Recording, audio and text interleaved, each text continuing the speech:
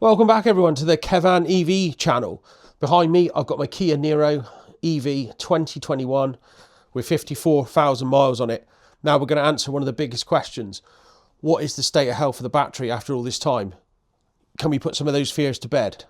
So, buying a second-hand EV, excellent.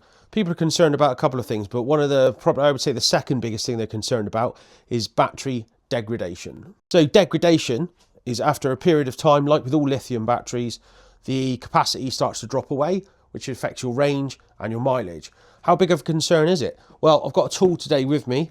It's the ThinkScan 689BT.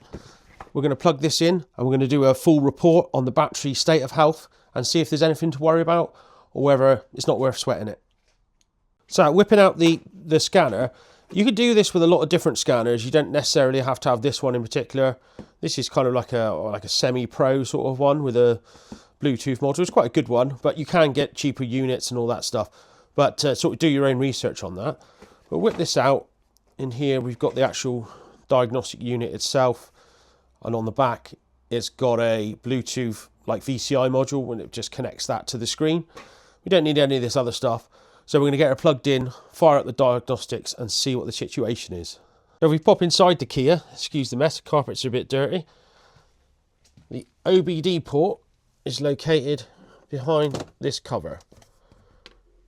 Right there. And it should be somewhere similar in your EV.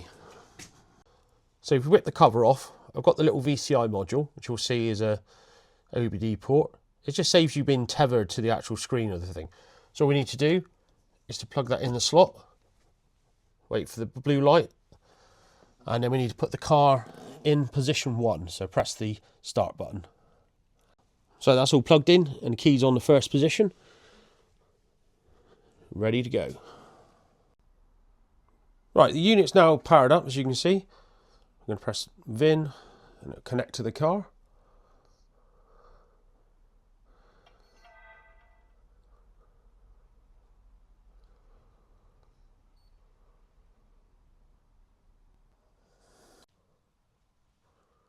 So we're all loaded up.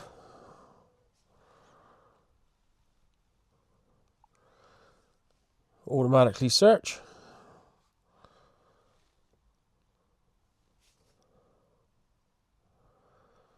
And we'll come up with all the functions that we've got here. Now I hope you can see this all right. It's really difficult actually to kind of film and get it in focus. But what we're looking for here is the BMS or the HEV. I believe it is. So we just scan through here.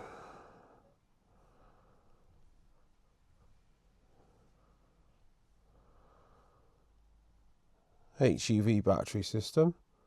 Press enter. And we've got some options here. We've got the information, read fault codes, clear, data stream, actuation tests and special functions. Well, we want to read the data stream.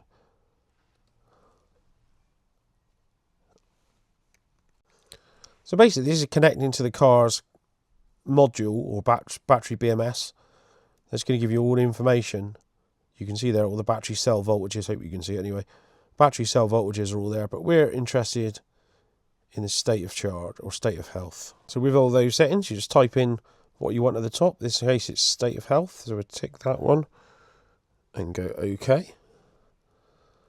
And hopefully you can see that. The value is 100%. State of health of this battery in this car, 2021, is 100%. So wrapping up from our state of health test, you can see the sun's come out. We managed to get outside now. The car shows a display between 240 and 250 miles when it's fully charged. So that gave us a hint that the battery was going to be in a good state of health. But I'm shocked, at 54,000 miles and 5 years old, the battery state of health at 100%, I'm delighted. So that should settle some of those fears that people have, particularly with these vehicles anyway, about battery degradation over a period of time, and may affect and help you make a decision if you're looking to buy a second-hand EV.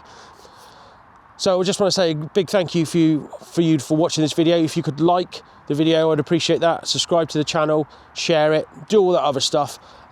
We can dig into all sorts of topics for these EVs. So get your comments in down below. But thanks very much, and I'll see you next time.